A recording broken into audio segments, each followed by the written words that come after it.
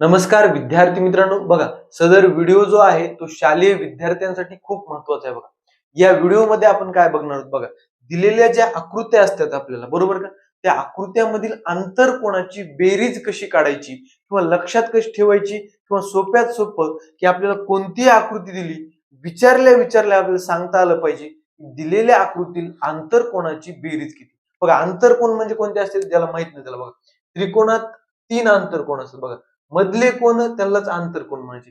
म्हणजेच बघा त्रिकोणाच्या तिन्ही कोणांची बेरीज किती असते, बरोबर, ते आपल्याला शिकायचंय. तसंच चौकोनाच्या किती कोण असणार, 4 कोण असणार, पंचकोणाला 5 असणार, षटकोनाला 6 असणार, सप्तकोनाला 7 असणार, अष्टकोनाला 8 असणार, तसं पुढं सोहन चलत राहणार.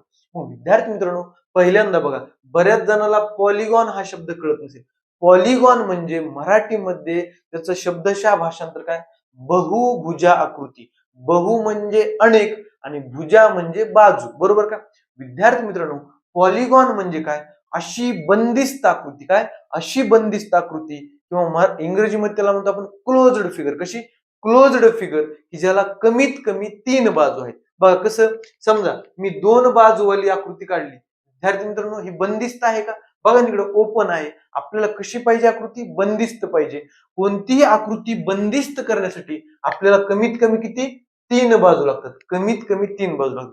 मग पॉलिगॉन म्हणजे काय, अशी बंदिस्त आकृती की जिला कमीत कमी 3 बाजू आहेत, बरोबर. जास्तीत जास्त कितीही चालू शकतात.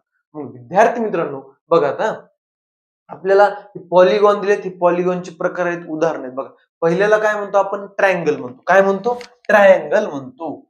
मग आपण आकृतीमध्येच बघितलं, पॉलिगॉन बनायला काय लागतात, बाजू लागतात. किती बाजू लागतात, कमीत कमी 3, जास्तीत जास्त किती. मग मला सांगा ट्रायंगल मध्ये किती बाजू आहेत, नंबर ऑफ साइड्स किती बाजू आहेत, 1 2 3. बघा ट्रायंगलला किती बाजू, 3. आणि जेवढ्या बाजू असतात तेवढेच कोण असतात, बरोबर. जेवढ्या बाजू असतात तेवढेच कोण असतात. बघा आता पुढे काय आहे, बघा ही 4 कोणावाली, याला आपण काय म्हणतो मराठीमध्ये, चौकोन म्हणायचं. काय म्हणायचं, चौकोन म्हणायचं. प्रत्येक वेळेस चौरस नसतो, चौरस केव्हा होतो, याच्या 4ही बाजू समान पाहिजेत आणि 4ही कोण 90 अंशाचे पाहिजेत, बरोबर. याला आपण काय म्हणणार, चौकोन म्हणणार. आणि इंग्रजीमध्ये म्हणणार क्वाड्रिलॅटरल. काय म्हणणार, क्वाड्रिलॅटरल. काय म्हणणार, क्वाड्रिलॅटरल. हे क्वाड म्हणजे काय असतं, 4. क्वाड म्हणजे 4 आणि लॅटरल म्हणजे बाजू. काय 4 बाजू असणारी बंदिस्त आकृती म्हणजेच क्वाड्रिलॅटरल. मराठीमध्ये चौकोन म्हणतो. बघायला 4 बाजू आहेत का, 1 2 3 4. किती बाजू, 4 बाजू आहेत. हे बाजू मी का लिहित आहे, त्याचं आपल्या शेवटी आपल्याला आकृती सांगितल्या त्याच्यामधल्या कोणांची बेरीज कशी सांगायची ते आपल्याला बाजूच कामाला, बरोबर का. चला हे झालं क्वाड्रिलॅटरल. इथे किती बाजू, 5 बाजू. 5 बाजू म्हणजे म्हणायचं पेंटॅगॉन. काय पेंटॅगॉन किंवा त्याला आपण मराठीमध्ये म्हणू शकतो पंचकोन. काय पंचकोन, पंच म्हणजे 5. पुन्हा इथे बघा 1 2 3 4 5 6. किती बाजू, 6. म्हणजेच षटकोन, त्यालाच इंग्रजीमध्ये म्हणतो हेक्झॅगॉन. काय हेक्झॅगॉन. आता बघा इथं झाली 6, इथं किती आहेत, 7 आहेत. त्याला काय म्हणणार, हेप्टॅगॉन. काय हेप्टॅगॉन.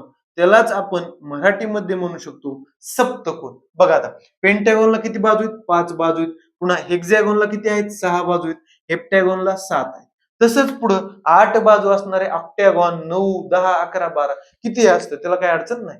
आता विद्यार्थी मित्रांनो, आपल्याला याच्यामध्ये मूळ उद्देश काय, दिलेल्या आकृतीमधील आंतरकोणाची बेरीज. आता विद्यार्थी मित्रांनो तुम्ही ऐकलेलं बघा, त्रिकोणाच्या तिन्ही कोणांची बेरीज किती असते, 180.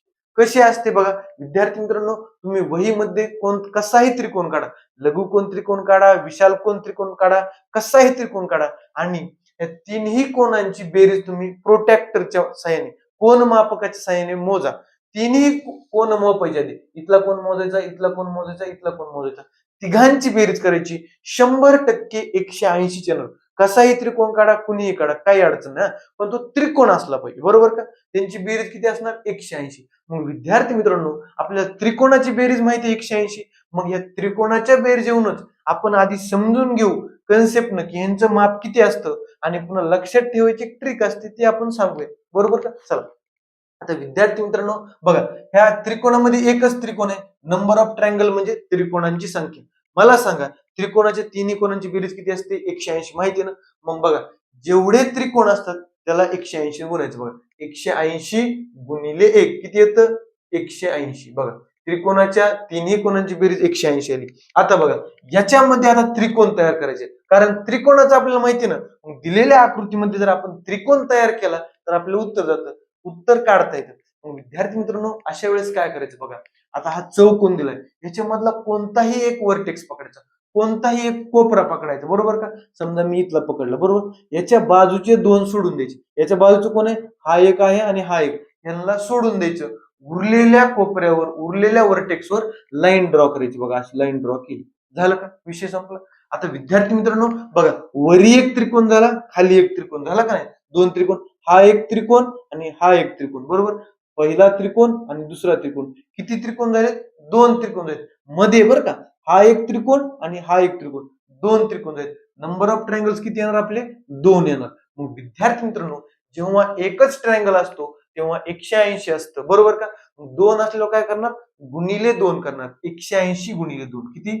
180 गुणिले दोन किती येतं विद्यार्थी मित्रांनो? 18 दोन्ही 36. म्हणजे बघा दोन ट्रायंगलच्या कोणामधील बेरीज किती येणार? 360. म्हणजेच बघा चौकोनामध्ये किती कोण असतात? किती ट्रायंगल असतात चौकोनात? दोन असतात, बरोबर का? चला तसंच आता पेंटॅगॉन मध्ये एक वर्टेक्स फिक्स करा, बाजूचे दोन सोडून द्या, बाकीच्यावर रेषा मारा. बघा बाकीच्यावर रेषा मारली. विद्यार्थी मित्रांनो इथे एक ट्रायंगल झाला, इथे एक ट्रायंगल झाला, इथे एक ट्रायंगल झाला. किती ट्रायंगल झाले? तीन झाले का नाही? नंबर ऑफ ट्रायंगल किती येणार? तीन येणार. मग विद्यार्थी मित्रांनो गुणिले 180 करायचं. 3 ला गुणिले 180 बघा. 180 गुणिले 3 किती येतं? 18 ते 54 म्हणजे किती आलं? 540. पंचकोणाच्या मधील सर्व आंतरकोणाची बेरीज किती येणार? 540. तसंच आता हेक्झॅगॉन, हेक्झॅगॉन मधला एक कोणताही वर्टेक्स फिक्स करा, बाजूचे दोन सोडून द्या. चला मग बाजूचे दोन सोडून दिले, बाकीच्यावर तुम्ही लाईन ड्रॉ करा. बघा केलं, किती ट्रायंगल झाले बघा? 1 2 3 आणि 4. किती ट्रायंगल झाले? 4 ट्रायंगल झाले. आता कळलं तुम्हाला, या 4 ला 180 ने गुणायचं.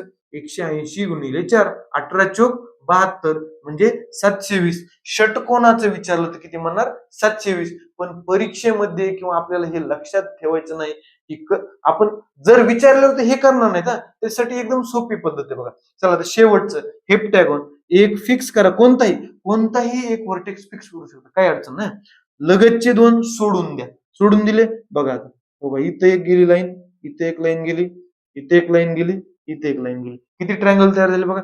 इथला एक, पुन्हा हा दोन, मधला बघा इथे झाला का दोन, पुन्हा हा तीन, पुन्हा 4 आणि हा 5. बघा किती झाले? 5 झाले. 5 ट्रायंगल झाले. याला 180 गुणा, 180 गुणिले 5 किती आलं बघा? 18 पंचे 90 म्हणजे 900. किती अंश? 900 अंश. हे अंश अंश अंश. बघा आता विद्यार्थी मित्रांनो परीक्षेमध्ये आपल्याला हे करायचं नाही. आपल्याला बघा आता मी तुम्हाला पहिल्यांदा म्हणतो नंबर ऑफ साइड्स, बरोबर का?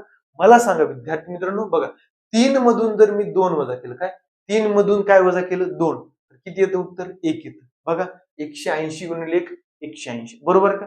हा 4 मधून मी 2 वजा केलं, 4 मधून मी 2 वजा केलं, बघा 2 ट्रायंगल आले का नाही? पुन्हा 5 मधून 2 वजा केलं, 3 आले का ट्रायंगल? पुन्हा 6 मधून 2 वजा केलं, 4 आले का ट्रायंगल? पुन्हा 7 मधून 2 वजा केलं, 5 आले का? विद्यार्थी मित्रांनो परीक्षेमध्ये किंवा लक्षात ठेवताना या व्हिडिओ मधून काय घेऊन जायचं? दिलेल्या आकृतीमध्ये बाजू किती असतात तरी नावावरूनच कळतं ना आपला. दिलेल्या बाजूंच्या संख्येमधून 2 वजा करायची, आलेल्या उत्तराला 180 गुणायचं, उत्तर येऊन जातं. बघा आता किती क्वाड्रिलेटरल ना, क्वाड्रिलेटरला किती बाजू असतात? चौकोनाला 4 बाजू असतात. 2 वजा करा, 4 मधून 2 गेले, 2 उरले, त्याला 180 गुणा, 180 गुणिले 2 360. आहे का उत्तर? 360 आहे.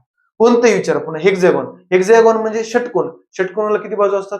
6 बाजू असतात, बरोबर? 6, त्यातून 2 वजा करा, किती उरले? 4 उरले, 4 ला 180 गुणा, 18 चोक 72 720. आहे का? असं कोणते विचार बरं का. समजा पुढलं आपलं का नाही 8 बाजू उरले आकृती, किती बाजू? किती त्याला 8, 8 बाजू, त्यातून 2 वजा करा, किती उरले? 6, 6 ला गुणा 180 न, 6 गुणिले 180, 18 सक अष्टोदर्श, किती? 18 सक अष्टोदर्श म्हणजे 1080 अंश. असं तुम्ही कितीही बाजूवाली आकृती द्या तुम्हाला ते येऊन जातं, बरोबर का?